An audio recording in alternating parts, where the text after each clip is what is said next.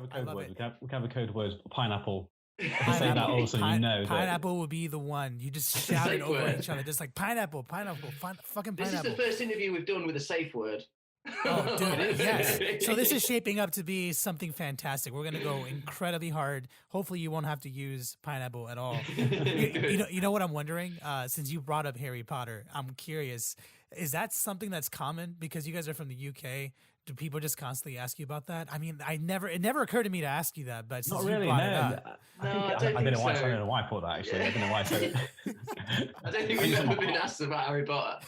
No. Well, fuck it. What about Harry Potter then? Yeah, Oh I my mean, I God. like it. I love the books. I've I've sort not- of watched yeah, the I've read them. films.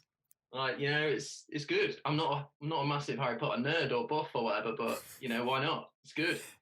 You know, I'm just going to switch headphones because these ones are playing up. Go for it, man. I actually never read the books growing up. Only watched the movies. I think spread out through my adult life, I've watched them in mismatched orders. At this point, I probably have seen them all. My girlfriend is a huge Harry Potter nerd and has, grew up reading the books. Yeah.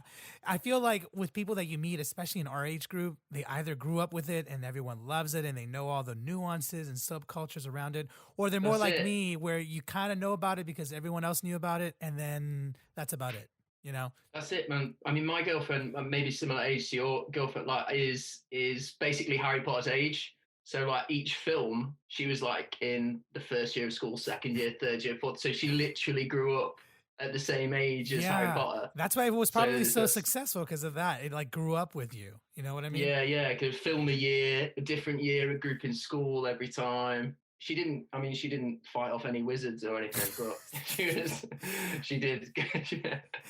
I grew up as a huge Star Wars nerd growing up. So it's, I was like the opposite. I always felt like there was a different, I don't know, people like different things growing up. But I remember that Star Wars at the time where I was in high school and all of that, it wasn't as popular as it is now. Like obviously Star Wars and, properties like that have come and gone. They were very popular in the 70s and 80s, 90s, maybe not so much.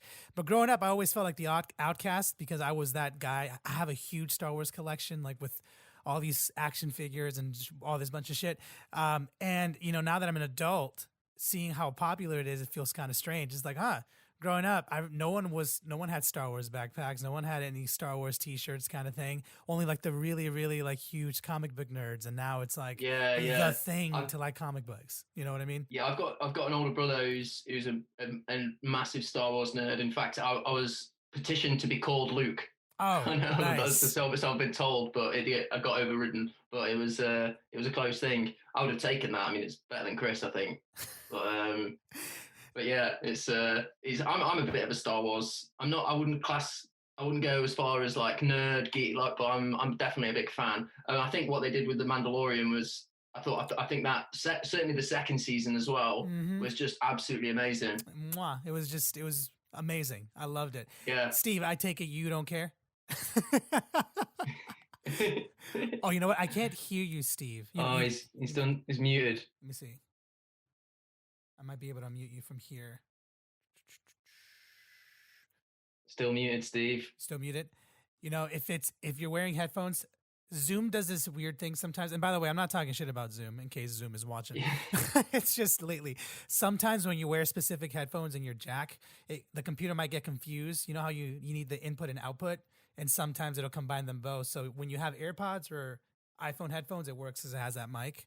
But if you have just normal headphones, sometimes it freaks out. So I don't know. Yeah, they're not working at the minute, Steve. Yeah. No. Sorry, man. I wish I could read lips. This is the moment where reading lips would come in so handy. It's such a useful skill. Just thought he hated Star Wars. There you go. I just heard you. Put it back on. There you go. I was saying all sorts of amazing stuff, and you didn't hear. I didn't realize it. He was saying profoundly amazing things, and we missed it. The interview's done, Steve. He was like, the meaning of life is this, and we did not hear it at all. Steve has a secret. No, what were you saying, Steve? What did you mention? I was saying, I'm trying to think what I was saying now. So Chris said that his brother wanted him to be called Luke. So I said, "Who does that make his brother? Was he Leia?" That was the first of my amazing jokes, and I think that was a good comment. Well done, yeah, very good. It was good for you. No, that was it. I think, yeah. Mandalorian. You loved the Mandalorian, didn't you, as well? Absolutely. You got me on the Mandalorian. I watched it first, didn't I? I think I recommended it. Yeah, you got me on that, didn't you? You want to know an interesting little thing?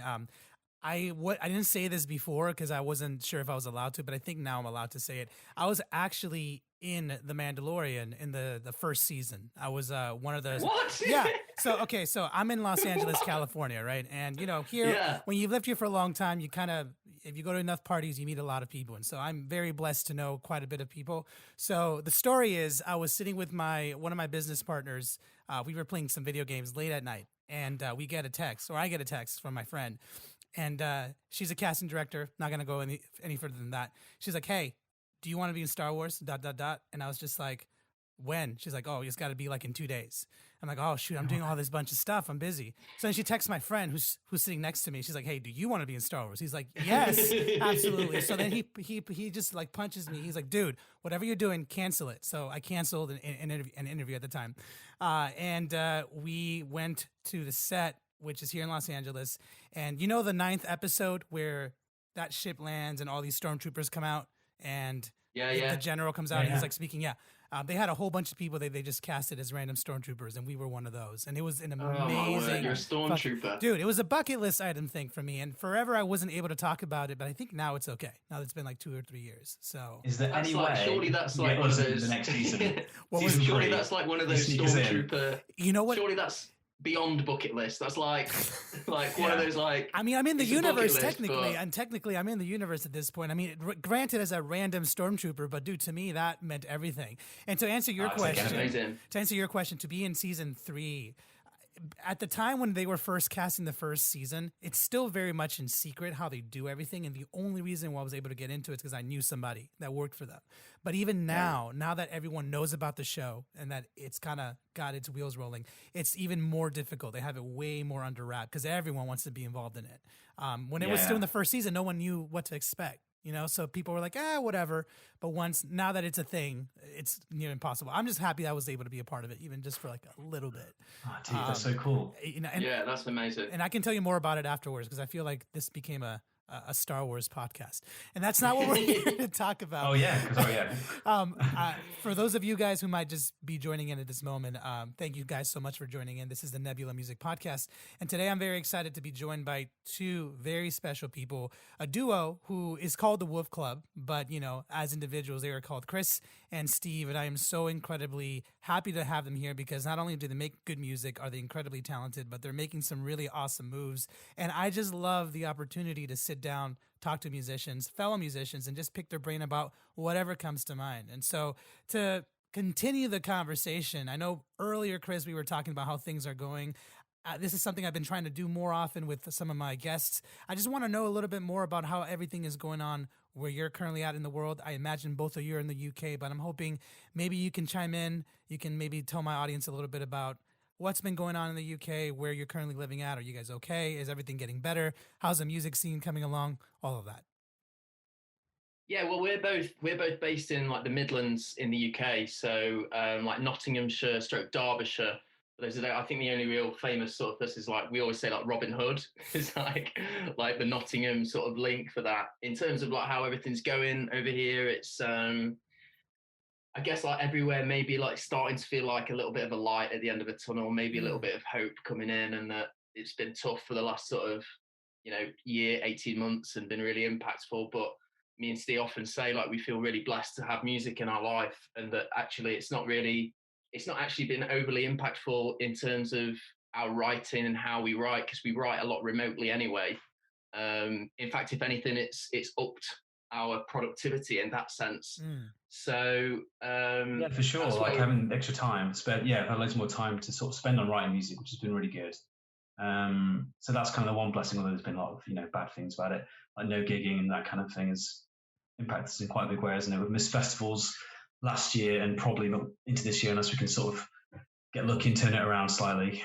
Yeah, I'm wondering something because excuse me, my throat sometimes my throat has a life of its own. Sorry about that.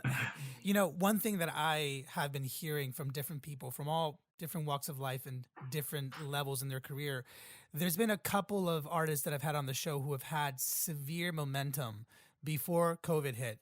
And you guys are one of those that came on my radar. You guys have been doing a lot of really cool stuff. for the past couple of years, and it's just been building up and very quickly starting to, well, maybe not quickly, but it definitely it started out really well for you guys, and then COVID hit. What I'm wondering is from, I guess, inspirational or maybe motivational perspective, when COVID hit and everything shut down, did that kind of hit a blow to your motivation a little bit, or maybe to your desire to continue pushing, or maybe did it spark some sort of new skill set that allowed you to maneuver? And that might be a bit of a mouthful, but the reason why I'm asking that is there was so many artists, like I mentioned earlier, who really put in that time before COVID, and then everything stopped and they had to take a moment just to figure out what was going on. So for you guys, was it a bit of a blow, or was it like a welcome break? I don't know, because again, you guys have been very, very busy and doing a lot of really cool stuff. So I'm wondering. Yeah. No, yeah, kind of a bit of both, really. Definitely, it kind of put a pause on any momentum that we were sort of getting in terms of live gigs. So we were kind of, planning a few tours, and we had like lots of like festivals and gigs lined up. So that definitely had like an impact to kind of stop that dead in its tracks, which has been a huge shame. But also, yeah, it's kind of allowed us to pivot and then sort of focus on different things, like the writing and looking at what kind of songs we're making, how we can make more of them, different styles and different things we can try. So in that regard, it's been kind of, it's been good in that sense. And in terms of like we were fortunate enough to write for a film called Infamous at the start of last year, and it literally sort of the country basically got put into or the world got put into lockdown pretty much when that got released. Wow. So in terms of, but I mean that had its pros and cons for us. Like we were like, when we were writing for it, and we'd sort of like we knew we were going to a premiere and all that sort of stuff. That was going to be like a massive highlight for us. Sadly, that didn't happen. However, due to COVID and due to the pandemic and stuff, that film did a lot better than in terms of reach and charts, etc. Than it probably, like that same week, I think like Batman and James Bond was supposed to be out, but they didn't put it out. So right. The film ended up sort of being like number one on the box office and stuff like that. So in terms of reach for that was big for us, and really helpful. So it's been a really, really like conflicting one for us. I think like it happened at a really bad time for us. Like you said, we built like a really good load of momentum. We were about to, have 6 tracks in a film, and that it stopped. But at the same time, it gave us that sort of a few things for the CV, if you like, that have been something that we wouldn't have had otherwise. So it's a strange one, really. Yeah, walk me through a little bit about that film, because I did read about that, how you guys wrote for this film specifically. Now that's one thing I wanted to understand. Did they license your music, or did they contract you to actually write the music for this film?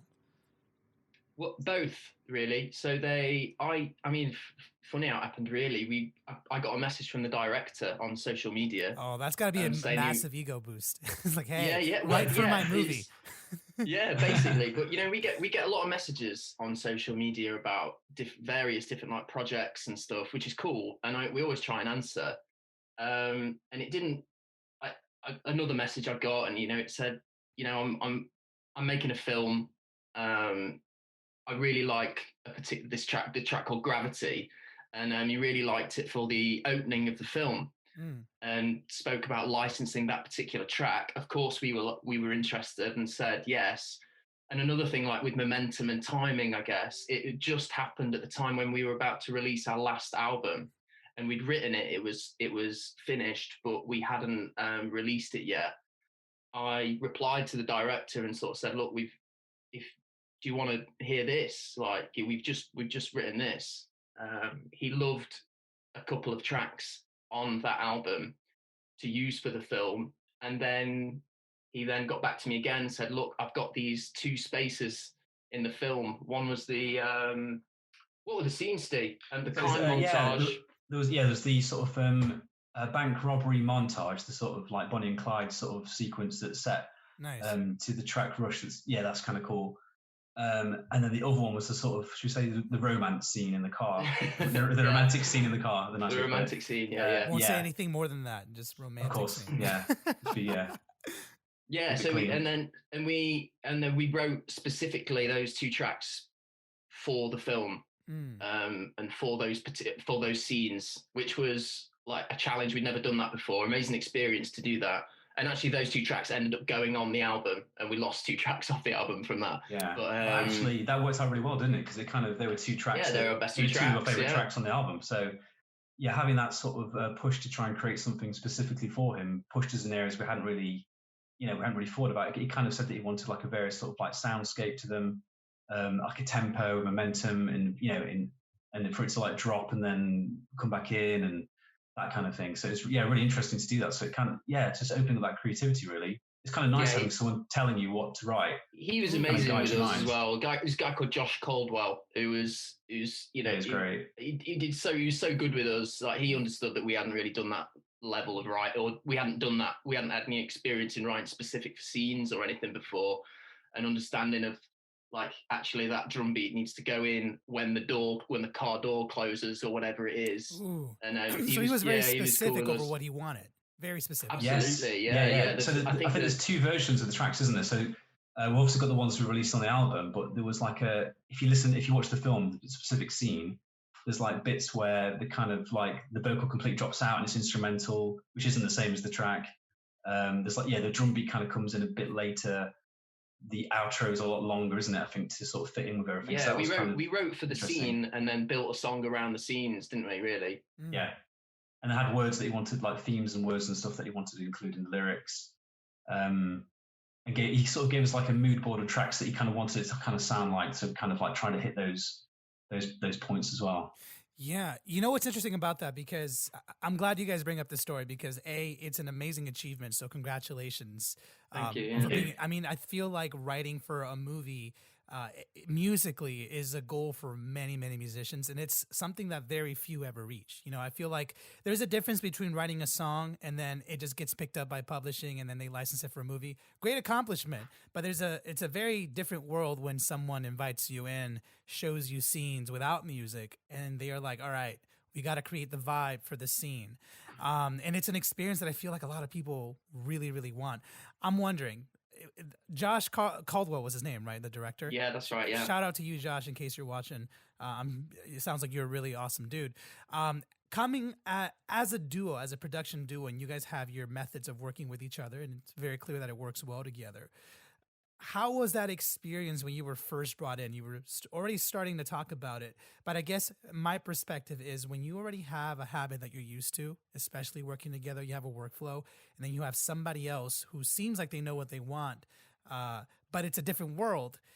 Was that transition from being just your own duo to then writing for a movie? Was it intimidating? Did it take you a little bit to kind of get into the grooves a little bit, or did it just like hit right off the bat? I don't know. I'm wondering. Yeah, a bit of a mixture. Yeah, a mixture of those things, really. I think so. The track Rebels that we sent over, he kind of that clicked straight away, didn't it? He kind of loved that one, and that was an easy thing to do. We did actually write another track, it was a demo really, to start trying to fit in with the scene that was the bank robberies. And I think he came back and said that it wasn't right. And in hindsight, he was completely right. But that kind of threw us for six a little bit. We kind of thought, well, what are we going to do? We kind of have to pivot. And I think I sent Chris some sort of instrumental demos, and you sort of took over, Chris, and added some vocals to it and experimented a bit there until it eventually became the track that it became, really. Why wasn't it right at first? I'm sorry to interrupt. I'm just curious. No. What was it about it that wasn't right? I think it wasn't good enough, and I think I completely agree. I guess because of the timelines, we're kind of not rushing, but trying to meet specific sort of like could you have something within a week? So we kind of rush through, and like a lot of the time when you write a new song, we have this thing we call new song syndrome, where you think the new track that you've written is the best song you've ever written, regardless of how good it is. And actually, it's only usually like a week or two later that you can actually listen back to it and sort of reinterpret it, with fresh ears, fresh eyes, however you want to view it, and sort of assess it in actual, how it actually is. And I think maybe because we didn't have that timeline, we kind of didn't quite get the track as good as it could be. But then it pushed us. It was a good thing because it kind of pushed us further to kind of try harder, try different things, which then eventually turned into Rush. Yeah, for sure. I think ultimately he's just a good guy, the director, and he was just dead patient with us. And he took a bit of a punt on us for sure. Especially with us writing completely new tracks for him, and we turned those tracks around pretty quick, didn't we? I think they were done in like a week. So and I guess that helped us having, look, it has to be this long, it has to be this BPM, and it has to have these words in it, essentially. But still, he was just really good about it, and he just put us at ease all the time, even it was clear, like, actually, guys, that's just not good enough. He didn't say it in that way at all. He was just really open with us and just explained what he needed. And, you know, it was a showcase for both of us, I guess, in the end, wasn't it? It was, he needed it. He needed the right, he needed it right for him as much as we needed it right for us. So, but I'm glad it worked out in the end. Yeah, it sounds like you guys did a fantastic job of taking that mantle and being able to run with it.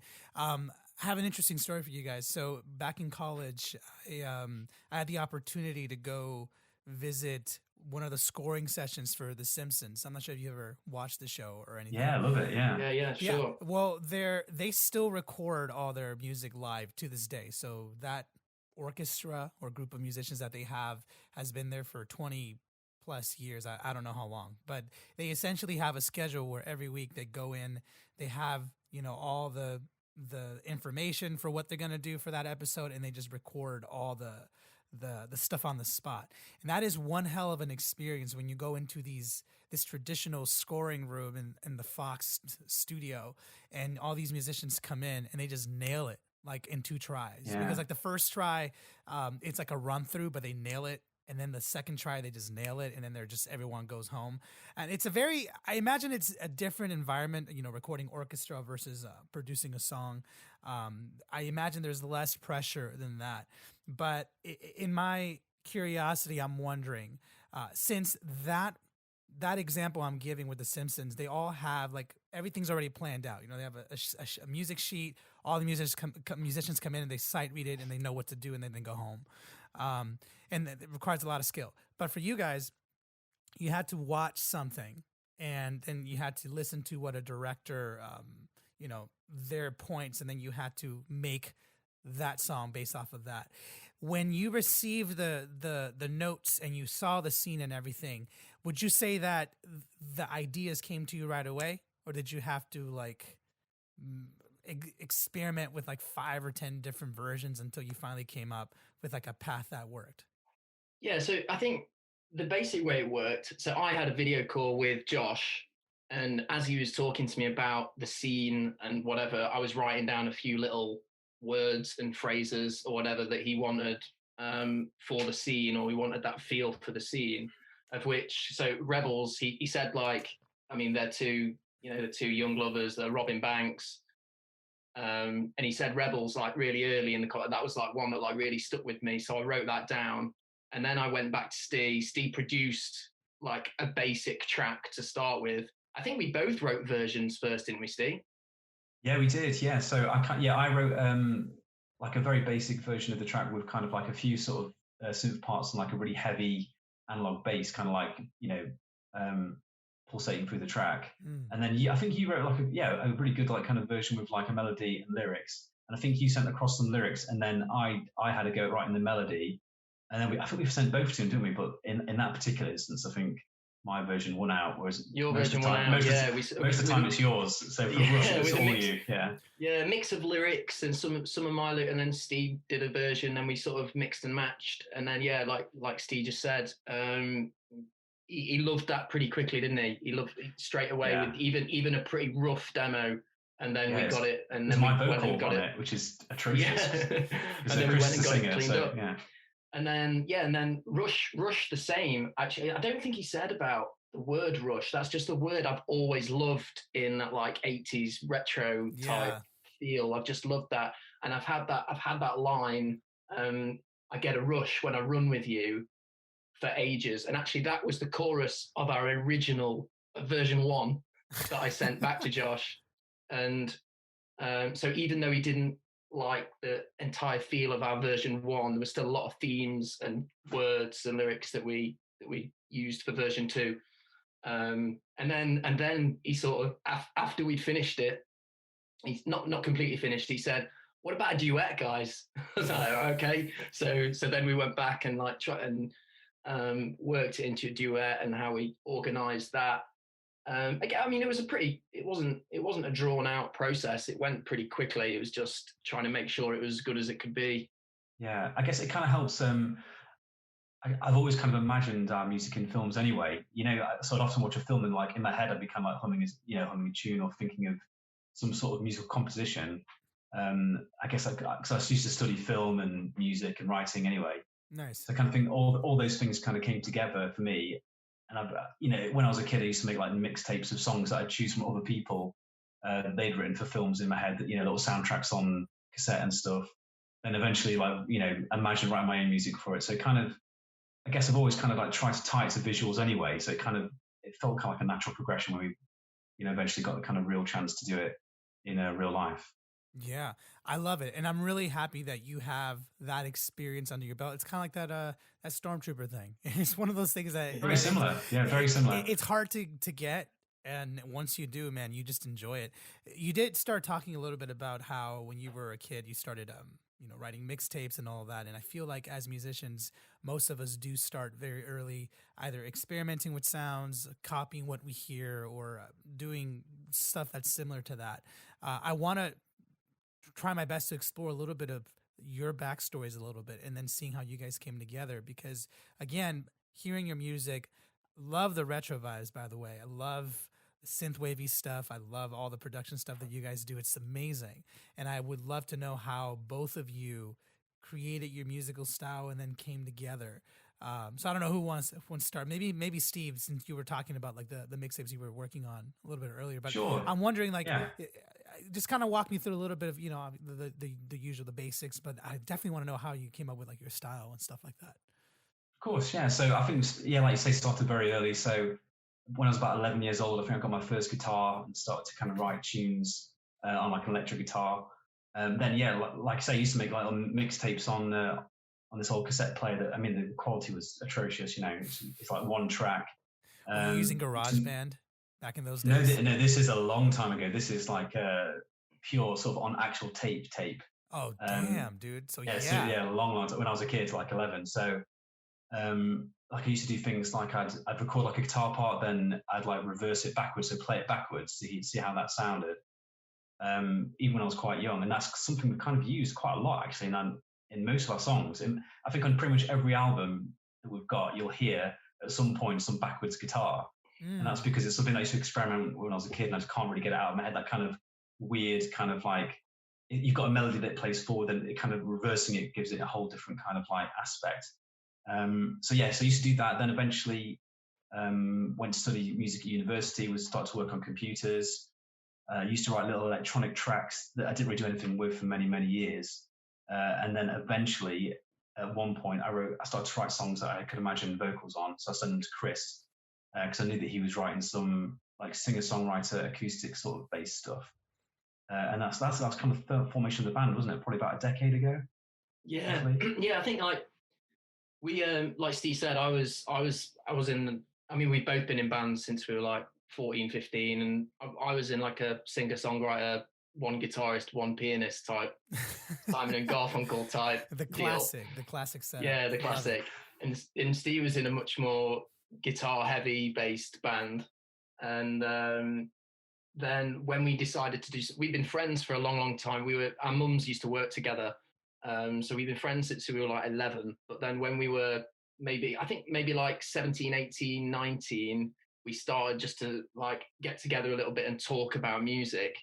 And I was this like I said, Steve was doing like, in my head was like crazy experimental stuff. It wasn't, it was just a little bit electronic, but I was especially just compared to now.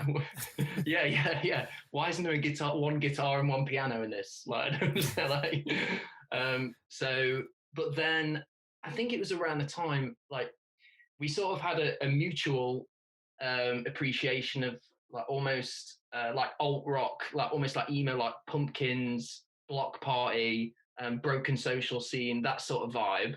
And then, like Steve said, Steve started sending me some stuff over, and then I sort of tried to write some stuff, maybe a little bit more leaning towards that rather than Simon and Garfunkel. But yeah, and then the synthwave sort of retro vibes started for us. I think for me, it was the film Drive. Again, going back to sort of aesthetic film and Steve told me, watch this film. Right, Steve's my go-to for any like film recommendations. Ooh. And music as well. But he told me to watch this film, Drive, and I was like, yeah, and just check out the soundtrack. And I was just completely blown away. It's the first time I've ever been like truly blown away by a visual matched with sound. I just couldn't get my head around it. In that lift scene when Real Hero kicks in, basically we had a chat after that.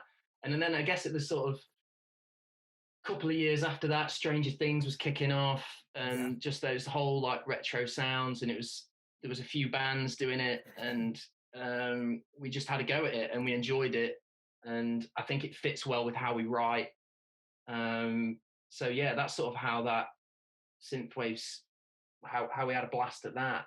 But yeah, it's good. It was good. Is that the proper term, synthwave? Is that what the style is called? I mean, some people say retrowave, mix, isn't it? Yeah, it's a real general term. Like, there's synthwave can mean absolutely anything. I mean, our record label is called New Retro Wave, which I guess sort of describes sort of where we're roughly at. But synthwave can be anything. There's so many bands that would describe themselves as synthwave, and which is fine. Yeah, but it's and none of them really sound alike. I guess, but that's the same in any genre, yeah. True. It is. True. Yeah, it is. Yeah, if you think about it. Kind of depends on who you ask. And first of all, that's kind of cool that you recommend the movie Drive, which is a phenomenal movie. Ryan Gosling is amazing in it. Yeah. But that Krasinski track at the very beginning of the movie, after the whole driving scene and during the credits, I remember watching that scene and that song.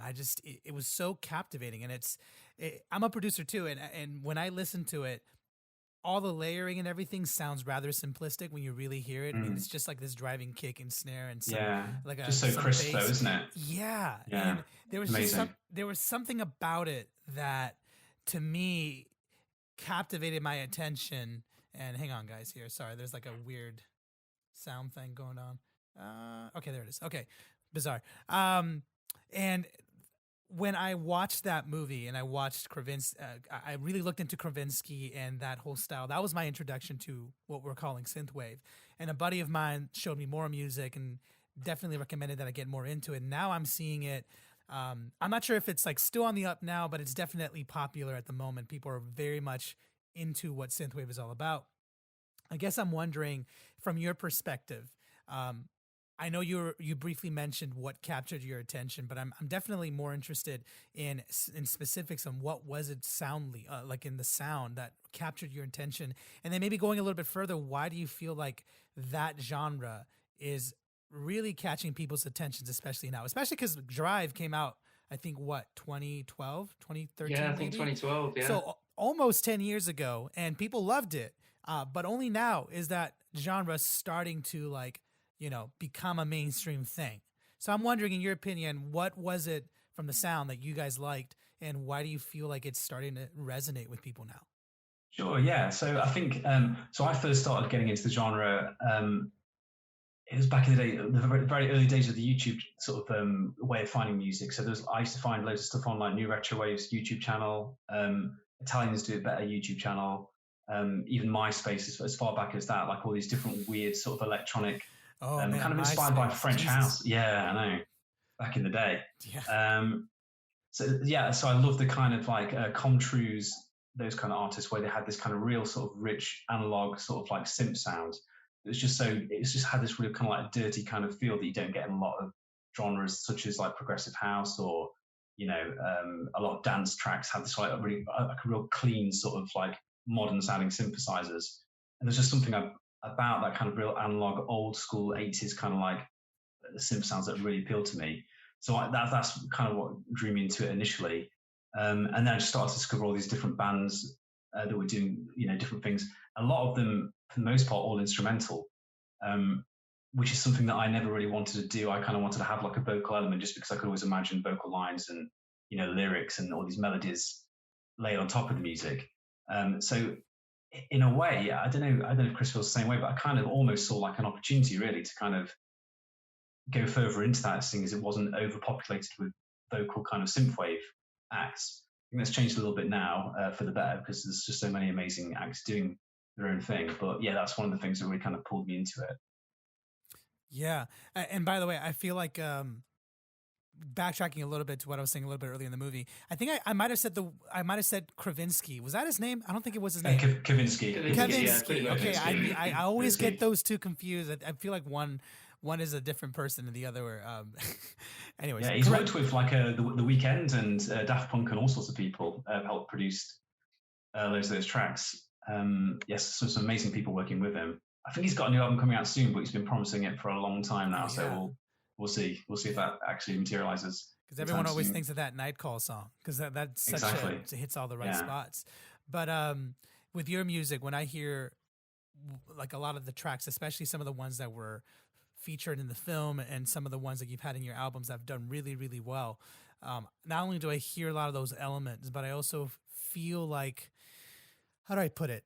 It's like the thing I love about synthwave is that it is an homage to the 80s, but there is still a modern twist to it, I guess you can say. And when I listen to your music, I definitely do feel like there is this modern approach to it. And I'm trying to wrap my head around how is it that you can do something like that? Because to me, you can sit there with synthwave, and even though everything is crisp and you have a lot of the plugins and modern stuff that sounds great, to an untrained ear, it can still sound like it's something from the 80s. But there's a way to do it where it's very clearly modern from this day and age. And I'm wondering, is that something you ever put thought into? Do you know why it sounds more modern? Because that's what I get from your music. But I don't know if you even notice or anything. Maybe you're just that good at it. But I'm just curious, what is it about your music and other people that do it really well that they find a way to use this old, not even old, but just retro sound and able to make it sound modern, if that makes sense? It does make sense. It makes complete sense. Yeah. I think it's kind of, I tell you what, one of the main reasons that I think it has this kind of that timeless quality is because a lot of these synthwave acts kind of base their soundscapes on like movies that were made in the 80s. Yeah. Those movies were actually trying to be really futuristic. So a lot of them were like sci-fi or like kind of action films that were trying to be ultra modern, ultra cutting edge kind of thing. But so it had like old style sort of soundscapes, but trying to be futuristic. So you have that kind of blend of retro future, which is really interesting. And then I guess with us, we kind of use those synth sounds, but the drum sounds are kind of more crisp, kind of rock orientated drums. The vocals are obviously kind of have kind of pop, kind of modern pop sensibilities as well as indie rock kind of sensibilities. The guitars are kind of a bit kind of grungy and a bit kind of early 90s kind of sounding. So when you mix all that together, it kind of really kind of sounds like a real melting pot of all these different things, which gives it like you say, like a timeless quality, which could be even looked at as either being old or new. It's kind of this weird hinterland of neither, really. Yeah, that's so right. That's exactly how I feel about the synthwave retro. Somehow you feel nostalgic for some time in the future. It just it's like this weird mix, but it's a cool feeling, and that's the feeling I felt when I watched Drive. Even though Drive's not necessarily set in the future, but that cutting dirty bass in all the tracks, pretty much all the tracks. I just love that soundtrack so much. But I've actually, when Steve just mentioned that, I've never thought of it that way before. In that all those 80s those like 80s futuristic movies, it's exactly what they were trying to do. And that's exactly how I feel about it. Yeah, that's a really good point. I did. Blew my mind when you said that. Well done. I never thought of that way either, but you're absolutely right. I mean, if you look back at, if you look back at almost every 80s movie ever made, there's all these little computer sounds and everything in the background that just sounds really futuristic, like you were trying to say. And now we're in the future, and we don't really use those sounds as much. Only in synthwave, really. But I know. It's one of those weird things, like in Blade Runner, it's meant to be set in the future. They didn't predict mobile phones, did they? You know, you can never get it quite right, sadly. Yeah. And I guess with that as well, like you couple that with like classic 80s films that are set in the 80s that just have those like massive choruses, like Karate Kid, Rocky, and all those things. So it's somewhere in the middle of whatever time that was. I think that's where synthwave lies. Because you guys are in synthwave, does that mean you guys have like a soft spot for 80s stuff? Maybe not just movies, but 80s culture in general? I mean, I'm just kind of spitballing here, but I'm wondering, do you guys ever dive into that culture and the history of it all, or no? Oh, massively. Yeah, the kind of like art kind of from that era. So I was born sort of mid 80s. So I kind of grew up, my childhood was kind of like late 80s, early 90s. So it kind of blends in together a bit, those kind of like time periods for me. Yeah. And when were you born, Chris? I imagine the same. Yeah, same. But so like mid-late 80s, but those, that like, I guess we were sort of classic, both of us, like late 80s, early 90s kids, where, we had Thundercats wallpaper and like all that sort of stuff. And my favorite film was Karate Kid. Like that whole Cobra Kai thing that's just like happened has been like blew my mind a little bit. Karate Kid was basically filmed like 5 minutes away from where I live because I'm in the Valley in Los Angeles. So there's a whole bunch of scenes from that movie. I mean, the hotel is right off of Sherman Way, which is a very famous street. I imagine in the 80s it was a much nicer street. Nowadays, it's not that it's bad. It's just, it's 30 years later and it's more developed. It's more, I imagine it's lost a little bit of its charm, but there's many spots here in the Valley where I live where classic movies were filmed. And every time you drive by, you're like, oh my God, that's that one high school, or that's that one building where that thing happened. And I mean, that's one of the things you kind of get from living here in LA, which I absolutely love. I was going to ask you something specific and I completely lost my train of thought because I had to bring up the whole, the whole Karate Kid thing, but it'll come back to me at some point. One of the things that I absolutely love about synthwave is just how they're using the electronic elements and everything. I'm wondering, in your opinion, where do you feel like, or how do you feel like that genre is evolving? Because now that an artist like The Weeknd, is using those elements 10 years after that movie came out, and now people are paying attention to it. I keep my ear to the ground with a lot of independent artists, and I do see that style starting to be implemented in a lot of different things. But in your opinion, since you guys have been in this for a while and you're kind of masters at it, where do you see that genre evolving to? Can it evolve? Can it change? I don't know. I'm wondering. Yeah, it's an interesting question, really. I think it definitely will evolve. I kind of like the way it's kind of, you can kind of look back and see like a shared sort of history of like how it started, but the way that so many different bands within the genre take it in different directions. So I think I've said to Chris a few times, you can have artists that are like Electric Youth, which are the sort of like softer kind of like more melodic sort of style of synthwave. That's classed as synthwave. And then you've got artists like Laserhawk and Dance for the Dead, which is this really sort of heavy kind of like, almost like metal inspired synthesizers, really kind of rocky kind of stuff as well. And that's all within the same genre. So I think it's going to keep doing that. I think it's just going to keep kind of like, I can imagine like a tree, kind of sprouting off into different directions. Some people will take a bit of this element and then take it that way. Another band will take it this way. So I can see it going in lots of different exciting directions. I think there are a lot more sort of vocal-based synthwave artists coming around, and I think that's going to continue as well because I think there's definitely an appetite for that. I mean, as well as there being an appetite for the instrumental stuff as well. So I do kind of seeing it. Yeah, I can see a lot more crossover with different genres as well. So I think a lot more pop's going to be introduced to the genre as well. So keeping the sort of like soundscapes and the synthesizer sounds and all the drum sounds and all that kind of stuff. But then people start to incorporate different things. I mean, the other day I actually saw, because we follow some of the groups that kind of discuss this kind of stuff, this guy from Scotland was talking about introducing bagpipes to the synthwave genre. That's finally. Awesome. And so you're gonna get things like that. Loads of people said it's about time.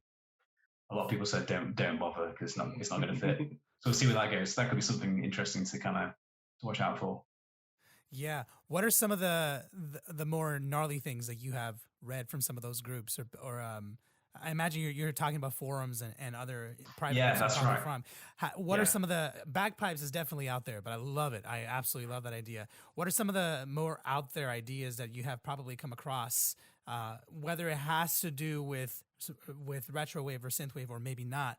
But since you guys do keep your ear to the ground, I'm wondering, is there an idea that's popped out to you that you feel like, whoa, this is super insane, but it might work? Maybe it's just super curious. I don't know. I'm wondering. I'm trying to think, actually. The bagpipes was probably the best one that I could think of. I've seen a few people sort of discuss other like weird instrumentation as well, like ukuleles and that kind of thing. And like, you're just trying to imagine how that's going to blend together with, with the synth sort of sounds. But to be honest, you can kind of, we've started to incorporate loads more guitars into our kind of productions. So there is a chance to blend these different sort of textures and elements together, to make different kind of interesting sounds. But yeah, and that can work like on the live thing as well, like just some crazy like scene, like like a bit of live strings even within synthwave, like because a lot of the synthwave acts, which is fine, is essentially a DJ and maybe a vocalist, but I think you're starting to see like much bigger performances from synthwave acts, retrowave acts now as well. So it'd be really interesting to see what we can take as a band for that live. We've always talked about like it being a bit more aesthetic. I've been trying to get you to take that a double neck guitar for ages. Yeah. If I can find one, I'm definitely up for it. Not that that's like crazy out there or anything in terms of sounds or anything, but in an aesthetic sense, that would be cool. It would look amazing, wouldn't it? Yeah, I bought a guitar that's like, it looks like a synthesizer. It's like hasn't got like a headstock at the top, if you can imagine, and it's almost like a rectangle shape, completely rectangle. Are you talking about a guitar? Like a guitar? No, it's a guitar, but it's just kind of shaped. They've kind of made it into this like, it's like all black, and it's like playing a normal guitar with the 6 strings and everything. It doesn't sound like, overly amazing, but it looks fantastic. So maybe I just have to take it. I've seen a few acts with like neon, like electric neon violins. That's pretty cool as well. Not that I can't play that, but. I mean, Magic Sword go on stage with like there's like 3 of them in black cloaks, and they have like these electronic swords that kind of hold up like Thundercats and stuff, which is pretty out there and pretty amazing. But that's what we should do, mate. That's it. Steal your idea. Well, up until now, how has your live performance been like? Obviously, the past year, I imagine you haven't been performing, but since you are starting to pay attention to more of the aesthetic choices, I'm wondering, before, when you were performing live with the current music that you have, what was your performance like, and what were some of those elements that you feel like maybe need to be upgraded a little bit, like you were saying, maybe changed, maybe more aesthetic stuff? Because as synthwave does become more popular, I do imagine more visuals and stuff like that come into play, especially like all the purple hues. I feel like every single video or anything I've watched that has something to do with synthwave is like blue and purple, has those old like 1980s Lamborghini, I think Countach is the car. All like the little computer lines and everything. It's awesome. But in your opinion, how was your performance like before, and now after COVID is over, as you were describing aesthetic choices, how is it going to be changing, or is it going to be more of the same? I think probably before we do live in a few different ways dependent on the venue, the size of the stage or whatever. I guess that's fortunate in a way with the synthwave retrowave scene that we could essentially do a DJ set if required. I guess we sort of have done back in the day, Steve. Yeah. A few like just playing our own tracks. Yeah. And a few synths, and that was it for a couple of gigs we've done. Yeah, and then we then sometimes we do it as a 2-piece, and Steve will have like a DJ bass, and then Steve will play some guitars, I'll play some keys or a bit of guitar as well, and then I'll do the vocals. If it's a slightly bigger gig, we'll rope in our third man, Tim, who's an old school friend of ours as well. I mean, basically how we met is through Tim, but Tim's our, what do we call him on the website? A long-term collaborator. but he joins us like that. Yeah, he joins us on stage live, and he's also a very good DJ, and then we fill the stage a little bit more. It's a bit more aesthetic. We've also done back in the day we've done with live drums as well. Makes it a bit more interesting, and drum pads as well. So it's something I think in the past we've probably not been at the level where we've been able to sort of I can't think. We've done some really big festivals and stuff, but for our own show, we're probably at the stage now, maybe after the film, after a couple of albums that have done particularly well, where we need to really consider how that looks on stage and how we work that. Mm-hmm. So, I mean, fingers crossed. Hopefully, later this year, next year, perhaps, we'll have another album out by then as well. Nice. We can really start to consider that. We've been quite lucky that quite a few venues that we've played in the past have like projectors and various visual media they've got like for the stages. So a few times we've been able to have because we've been lucky enough to have like some really great visualizers and like looping animations and different things done for us by these amazing people. We could sometimes have that projected on the wall behind us. We did a DJ set once where there was 2 massive sort of screens either side of us. It was like projecting a kinematograph animated loop of the contact car that you were on about, the Lamborghini, just going the same time as the music, and I was getting distracted because I was kind of looking at it and becoming a bit hypnotized by how amazing it was. It can be hypnotizing. You're like, what the? Yeah. I said, that's incredible. You've seen that bit, and then didn't we do a gig once with Back to the Future being played behind us as well? Yeah, we did. Yeah, not awesome. our choice, but so that was great. Yeah, that was pretty cool as well. Yeah, there were definitely moments where I forgot to play because I was looking at my hang on the back of the car.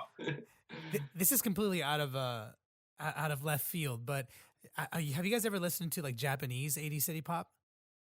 No, not really. No, actually, no. It sounds interesting. So hopefully I can turn you on to that, because that is a bit of a lesser known 80s style that has seen a lot of it's trending right now. Like, I've been seeing more and more of it. Now, I got introduced to it by accident a year ago. I was producing something and I was just looking for ideas on YouTube. And you know how sometimes when you look up for playlists, it'll just recommend something out of left field. So I don't know what I think I was listening to like a house mix or something. And then it just suggested this city pop mix, and it had a picture of an anime girl on it. I'm like, oh, that's strange. I clicked on it and I was instantly hooked, because it's definitely 80s, but it's not the traditional 80s that you're thinking of. Like, when you hear it, it sounds super 80s, but it's more funky, maybe a little bit more instrumentally complex, not so digital as much. So after this, just check out 80s city pop Japanese. I'm not sure if you'll like it, but there's a lot of people kind of jumping in on that bandwagon. But I think I will, from the sounds of it. Dude, it's fantastic, and I love it. And I'm not ashamed to admit that I've had plenty of mixes just saved, and I just listen to it whenever I'm working on stuff. It's amazing. But going back to what you were saying a little bit earlier, it's a great place to be in, where you can think about how to grow your live performance, because that's a place that many, many artists want to be in. And so the fact that you guys recognize that you're there, that's amazing, and that you guys are starting to think about that. What are, other than having maybe like a band, when you get to this point as a independent artist, what are other things that you need to start thinking about in order to make your performance a lot bigger? Like maybe more visuals, more team members. I don't know. Maybe I'm being redundant, but I'm just curious, because you are in this great position, and I do feel like it's well deserved. And I'm just curious to find out more of where your mind is going on how to expand the visual element of your band or your group. Yeah, I think you're right. Like, I mean, maybe if we're looking, if we could get into the sort of space where we're allowed to, or we can afford to kind of get session musicians in, so we could get like people to do like electronic drums or saxophone, would be something that would be amazing to have on like a live thing. We even talked about trying to get Tim to take saxophone lessons so he could play, but I think he's not quite there yet. You're gonna do the whole George Michael thing, shirtless, suspenders, yeah, absolutely, yeah, that look really cool. I think it's like as well, like there's a few gigs I've been to. I went to see, I don't know if you know the Midnight, but the Midnight are essentially the biggest band within our, I mean, they're not just retrowave or synthwave, but they're without doubt the biggest band within that genre. But I saw them in Vienna last. I lost track of time with pandemics and stuff. I think it was last year. Could have been the year before. Yeah. But their light show was amazing, and how they sync that up with the music and stuff. That would be something that I don't really know a lot about, but that would be for sure. For sure lends itself well with synthwave, retrowave music, and if you can get that right, I think that looks. I mean, with any music, that sort of stuff looks amazing live. But I think with synthwave, particularly at those gigs I've been to, it's really captured me. Are you guys comfortable playing with the band, you two together? Because I know that in my experience, I'm a drummer, by the way, so I have experience jumping in from project to project, also being part of more long-term ones. But I also, with the work that I do, I'm very blessed and lucky that I get to just pick so many brains from different kinds of people. And sometimes I do come across those who, do really well together in the studio and live. And like you mentioned, you already have a drummer and another DJ. But I find that sometimes when you expand the group and the band, it can get a little more difficult to manage. Not for everybody, for some people. But I'm wondering for you two, where do you guys lie in that? Do you guys welcome that challenge? The bigger the band, the better. I'm not saying that's what you're going to do. I'm just simply curious if it's something that you feel like would get in the way of your creativity. Yeah, that's a very good point. That's something I hadn't even considered really, because we do kind of have, I do think we do have a bit of a live chemistry when we're playing. Like often I'll be doing a guitar solo and Chris will be, doing his dance moves that he's very good at. And there is and I think because we know and we love the song so much, there is this kind of like respect for it and this kind of, just enjoyment about playing it live and to people and as loud as possible. And I guess you would want people who are similarly passionate about the songs that you're playing, because I think it really comes through. I think when I go and see bands and they're really into it, you can really tell. And when we play, we are. So I think there's definitely an aspect of that. And I guess if you do incorporate people who are just musicians for hire, just like, I'll just go and do this, then you might lose a bit of that passion. But I think there's probably enough professionals out there who kind of enter every kind of musical endeavor with like a lot of gusto and a lot of energy. So I think if you find the right people, it wouldn't be a problem. I imagine the right people. But it is a good point. Like we haven't ever done a gig outside of our circle of, essentially our music mates. That it's somebody we used to drum with in a band, or it's somebody we used to that knows how to DJ a little bit or whatever. It's always been me and Steve. But then, a little bit like random if we need someone else. But it would certainly need to be the right people, and if it's a bigger gig, they've got to be able to play. So that's an important one. Yeah, for sure. They can't. It's tough to hide if it's a bigger venue. But it's a really, really good point. Something we definitely need to think about. Yeah. Real quick, we are reaching the hour mark. I'm just checking. Are you guys okay to keep going for a couple more minutes, or we can? Yeah, sure. No problem. Yeah, no problem. Excellent. Yeah, we'll wrap it up soon. I just want to ask you a couple more things, and then we'll get you guys out of here. But I love talking to you guys. When it comes to the studio, I know that producing over the past 10, 15 years, a lot of it has transitioned to the studio, or your home studio rather, because computers and software these days are incredibly powerful. So, and it's much more budget friendly, I would say. So I did dabble in the session musician world for a little bit, and I was blessed enough to do some work there, but I definitely saw the decline in it. And now it's a lot more competitive just because A, COVID, but B, most music isn't recorded in the studio as much anymore, unless you're talking about like singer-songwriter stuff or orchestras or whatever. But the reason why I'm asking this is I'm wondering if in synthwave, if there is this interest or maybe a potential interest in the future to incorporate more live instrumentation. When I think of it, I keep reminded of Daft Punk, which, by the way, the fact that they broke up makes me sad. But yeah, I haven't got over it yet. Mad respect to them, but their last album, Random Access Memories, I think it was. They have their usual style, but every single song, if I'm not mistaken, they recorded live drums and live bass. They always record live bass actually, but they have live drums on there by this guy named John J.R. Robinson, who was Michael Jackson's drummer. Wow! Yeah. So when you know that little tidbit of history and you listen to that album, you can compare the drumming similarities between that album and a lot of the Michael Jackson stuff. You can hear it if you know what to look for. But anyways, my point is, when Daft Punk did that, I liked it and I thought, ooh, that's a cool way to combine both things. I'm wondering, in your genre, it doesn't have to be, I'm just wondering, in your opinion, is that something that could happen? Is it happening? Is there interest to potentially do something like that?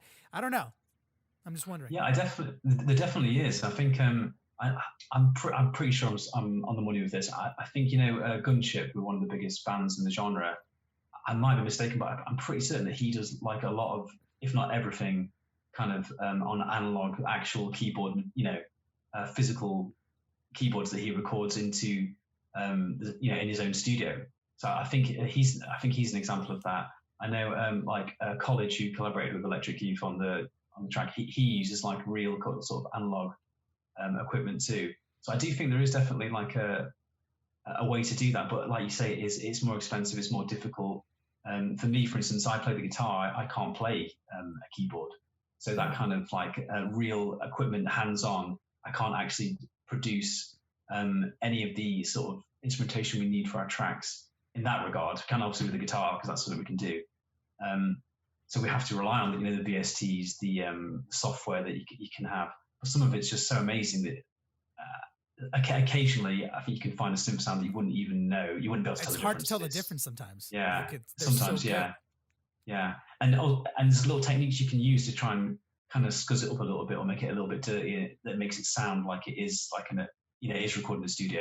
So there's loads of different techniques I've got, like to kind of have like a clean synthesizer sound that we then run through loads of filters and different all different strategies to try and make it sound really which is something you think would be anti kind of production, but it just kind of adds like another element to it.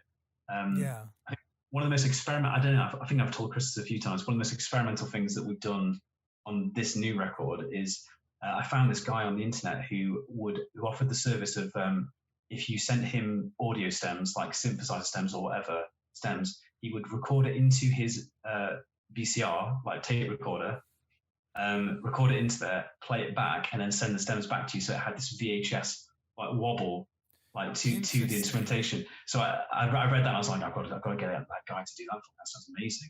So track 4 on the new album has when it first opens, you can hear this real sort of like bendy sort of like there's a guitar that sounds like really warped and kind of strange, and that's from that guy doing it. I mean, to be honest, since I did that, I have found ways that you can actually do it a lot easier just from the software. But at the time, I was just so excited that I had to just jump in and experiment a little bit.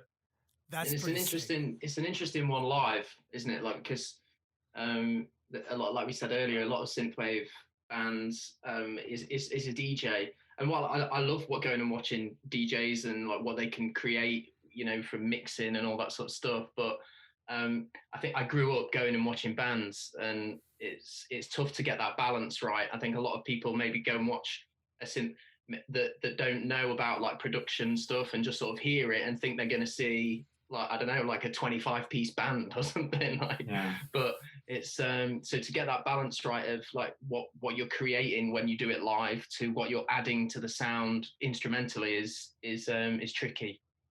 Yeah. And random note, I apologize for the light change. It's very windy in LA right now, so all the trees outside my place are like acting. Well, I do appreciate you guys being honest about your approach to music and the style, because it's very clear to me and it's obvious why you're succeeding, because when I talk to both of you, not only do I sense a lot of talent, but I sense a lot of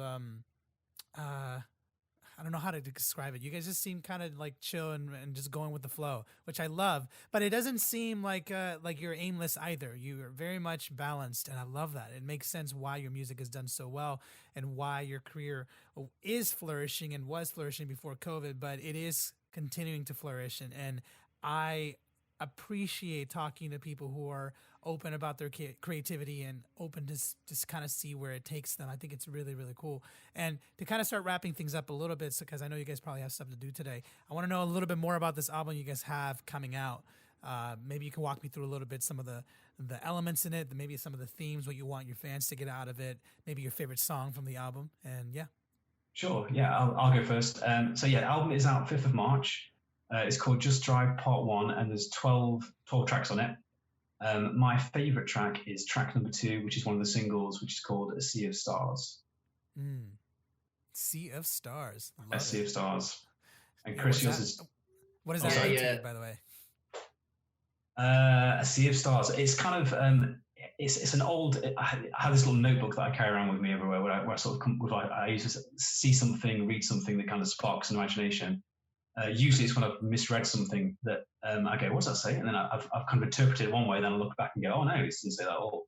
But for that particular track, I think it's just, I think I did read it somewhere, but it wasn't a song title, but I can't remember exactly where I read it, but I saw it and noted it down like years ago and had it in the back of my mind. And then as I was writing the music, that kind of one of those lines kind of came out. And then once I had the line that was like reflecting onto that, I kind of like went, well, that's it. It's got to be called that. And that was it, basically. I love it. What about you, Chris? Yeah, I mean, probably the same, really. I do love that track. My own personal favorite track of it is the last track, which is called Famous, which, going back to what we spoke about earlier about the film that we wrote it for that film. But it didn't, to be honest, we didn't quite get it done in time, and he went for another track of ours anyway. But I do really like it. I think the whole album's just a bit bigger, more instruments, longer songs, more vocal parts, just a little bit, just a little bit bigger and a bit better, hopefully. We tried to write kind of like anthemic sort of like, sing-along songs as best we can, which we've kind of always tried to do. But I think this one hopefully has got about 3 or 4 that you can really sort of, listen to in your car, put it at max volume, go max speed, and for just, a drive. Kind of blast it out. Go for a drive. Gloves, just drive. Yeah. Just drive. I love it. And by the way, the films that we're talking about, I think we might have mentioned it earlier, but I just want to make sure I clarify that the film is called Infamous, right? Infamous, that's right. Infamous, with Bella Thorne and I forget the other guy's name. Jake Manley. Jake Manley, yeah. There you go. Shout out to both of you and the director as well, who hired these 2 very talented individuals to make some really cool songs. Chris and Steve, members of, or you guys make up Wolf Club. Thank you so much for taking time out of your day to being on the show. I appreciate it. I love talking to you guys, and I'm wishing you guys all the best. I don't think you'll need it because I have a feeling you'll be just fine without my luck. Thanks so much for having us.